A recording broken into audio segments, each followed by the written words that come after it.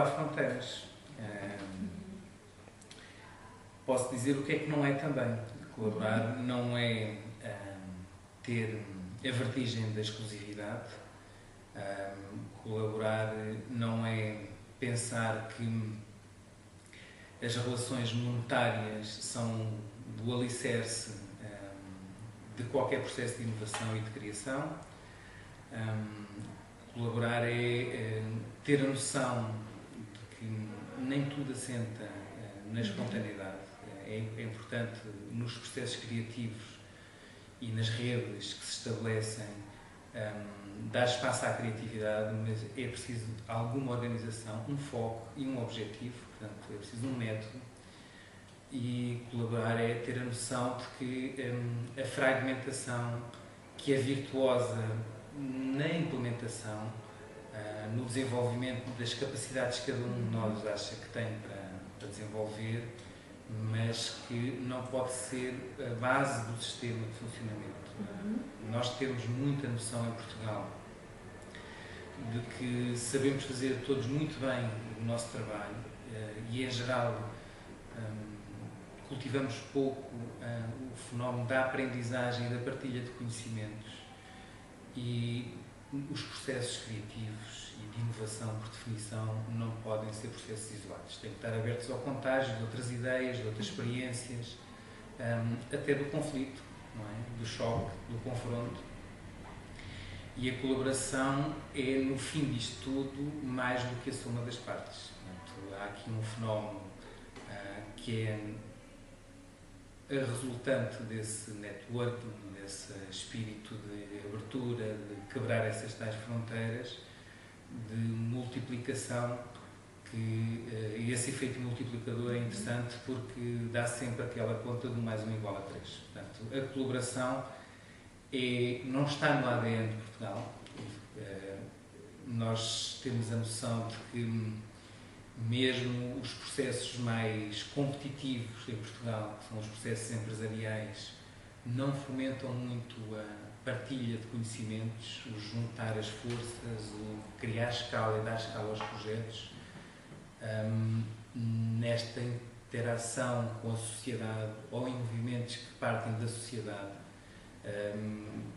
talvez o individualismo seja a principal pecha que temos para tratar. Colaborar é sobreviver e dar o salto, é ter a capacidade de sonhar em conjunto e com resultados efetivos para os beneficiários finais desse processo de emulação positiva de ideias e de experiências.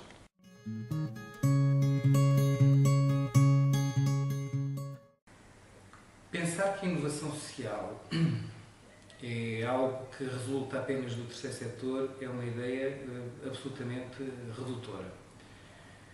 E pensar também que a inovação social, do ponto de vista empresarial, é apenas o novo nome que se dá à responsabilidade social, porque é um nome que já está gasto e usado, também é um equívoco.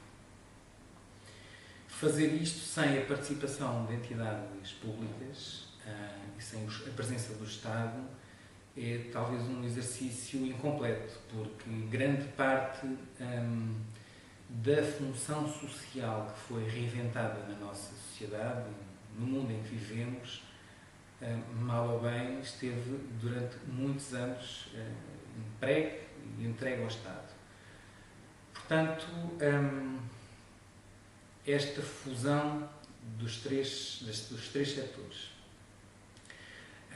num processo de criação de valor para a sociedade, de encontrar novas formas que dão respostas aos problemas que a sociedade tem, sejam esses problemas recentes ou sejam problemas antigos, que ataquem os fenómenos das malformações da sociedade, seja da exclusão social, seja do que for, do desemprego, é crítica, muito mais eficaz e muito mais consequente do que termos uma atitude apenas de atuar já nas consequências desses problemas, em que apenas aí nos limitamos a mitigar e a resolver temporariamente alguns desses problemas.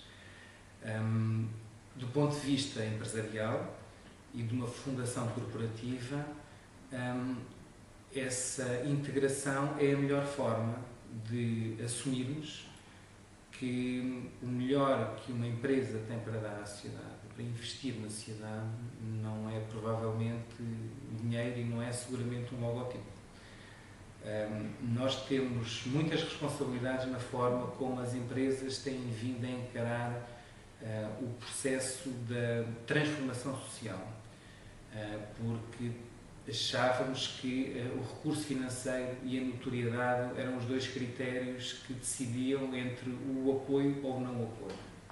O que nós estamos a aprender, felizmente, a uma velocidade interessante, é que as empresas também têm como função liderar a mudança de comportamentos da sociedade e serem também elas focos e fontes de inovação social. E a inovação social não é mais do que centrar os processos de inovação nas pessoas. Este desafio que nos é colocado a quem trabalha em empresas convoca-nos para uma ruptura, digamos, cultural muito importante, porque estamos muito vocacionados em desenvolver novas tecnologias, novos serviços, novos produtos, e isso não responde às tendências de fundo, que é integrar as pessoas nos próprios processos de decisão que as empresas têm. Portanto, este contágio Estado, setor privado e setor social não é só necessário, como é obrigatório. Incorporar a questão social nos processos de inovação é algo que faz com que a empresa trabalhe a sua própria competitividade da base. Como digo, o Estado muitas das vezes tem os recursos necessários para se executarem experiências que nós fazemos em laboratório durante 2, 3 anos e que a única forma de dar escala nacional é envolver municípios, organismos centrais e os próprios ministérios, porque no fundo o que nós andamos à procura é de novas respostas, lá está, para problemas que os ministérios têm identificados e que canalizam muitos recursos. O Orçamento de Estado não tem poucos recursos, tem bastantes recursos, como nunca o setor privado terá, para investir na educação para o empreendedorismo, no combate ao abandono escolar, nos fenómenos de fragmentação e até de desintegração social de aglomerados populacionais, infelizmente cada vez mais representativos na nossa sociedade, e essa parceria é fundamental para que estas fórmulas que o setor privado e o setor social testam a uma escala quase de projeto piloto possam ser transponíveis para projetos nacionais, portanto, para todo o território, sem exceção, é fazer o encontro entre os recursos públicos e a capacidade de criação de novas respostas que o setor privado e o setor social têm. Portanto, é um triângulo que, além de virtuoso, ficaria incompleto se faltasse algum destes 3 vértices.